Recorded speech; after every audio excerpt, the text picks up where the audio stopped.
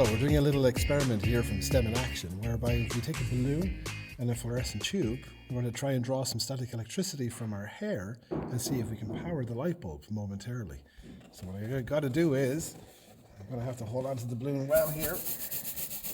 As we do this, we're drawing electrons from my hair and they're gathering around the edge of the balloon. You might even hear some of the crackling, I could hear it. And then when I hold it to the light, I have to hold the side that I'm charging because the charge doesn't distribute itself all around. So now that I know that side has a charge, let's see what happens.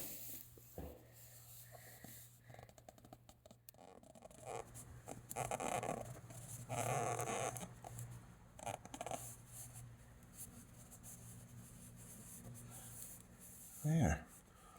So there's little bits of energy from the balloon passing through into the glass, and what it's doing is it's exciting molecules that are inside the glass tube, and they're letting off a bit of energy that when it zaps the kind of powdery white coating on the inside of the glass, it gives off an energy that we can then see. And that's the general idea of how fluorescent tube lights work.